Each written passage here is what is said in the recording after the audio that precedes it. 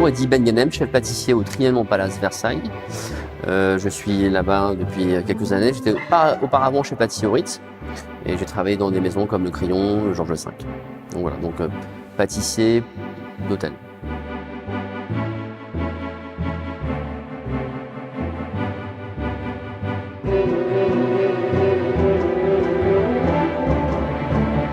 L'école Olivier Bajard est une école internationale avec des élèves extrêmement motivés et surtout à la tête de ce projet-là, Olivier Bajard, qui est pour moi une référence dans notre métier. Donc pour moi, c'est un privilège, un honneur et beaucoup de plaisir de venir ici. Ce qui est important dans la pâtisserie, c'est le goût. Et Olivier fait partie des personnes les plus expertes dans ce domaine-là, où il privilégie le goût à toute chose. Donc le goût est important et on fait des gâteaux pour qu'ils soient bons. Donc je me retrouve complètement dans cette philosophie, dans cet esprit. Donc d'où le nom du stage, Esprit Grand Chef. Et je suis toujours très heureux de venir ici.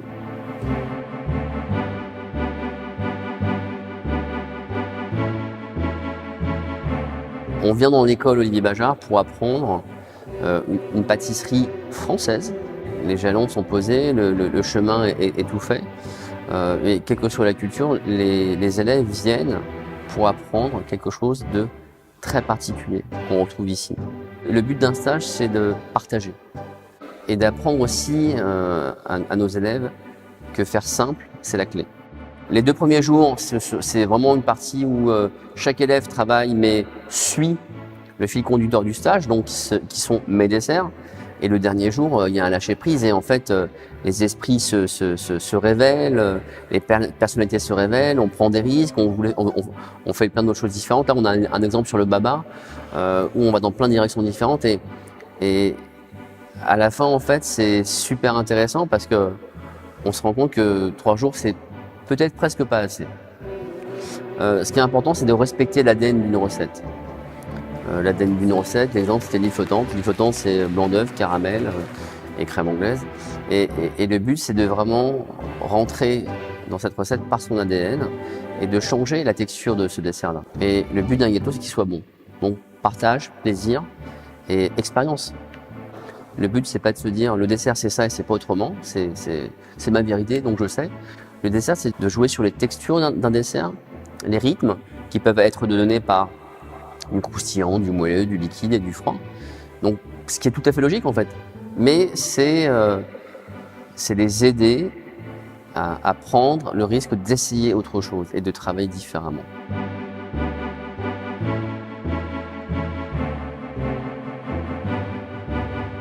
Les élèves ont une opportunité extraordinaire de pouvoir faire des stages avec plein de professionnels qui sont reconnus dans ce milieu-là.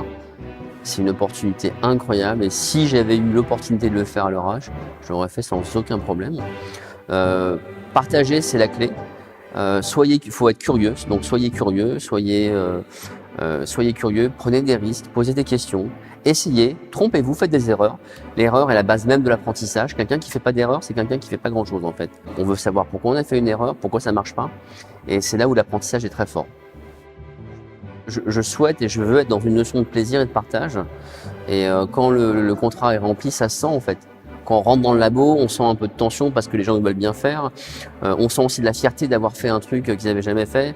On sent du plaisir à avoir osé une recette qu'ils n'avaient jamais osé.